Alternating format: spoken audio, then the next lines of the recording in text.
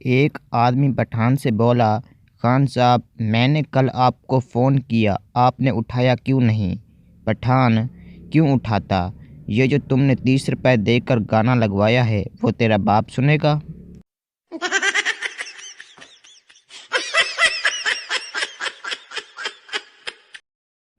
Girl friend: کیا تم ایک ہاتھ سے ڈرائیو کر سکتے ہو؟ بوائے فرینڈ: آف کورس، کیوں نہیں؟ گرل فرینڈ: تو پلیز پھر دوسرے ہاتھ سے اپنی ناک صاف کر لو۔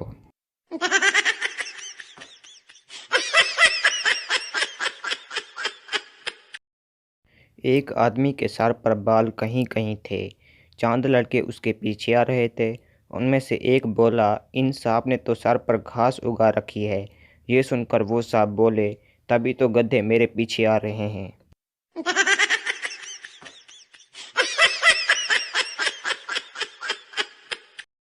باپ: جب کوئی بچہ شرارت کرتا ہے تو باپ کا ایک بال سفید ہو جاتا ہے۔ بیٹا: اب پتہ چلا دادا جان کے سارے بال کیوں سفید ہیں۔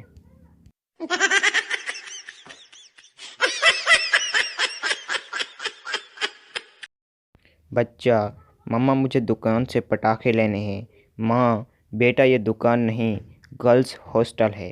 بچہ: مگر پاپا تو کل اپنے دوست کو بتا رہے تھے کہ شہر کے سارے پٹاخے یہاں ہوتے ہیں۔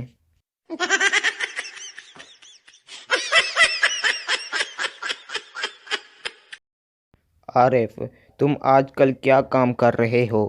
شکیل: فرنیچر کا کام کر رہا ہوں۔ عارف: کام کیسا چل رہا ہے؟ شکیل: کچھ خاص نہیں، گھر کا فرنیچر بیچ کر کام چلا رہا ہوں۔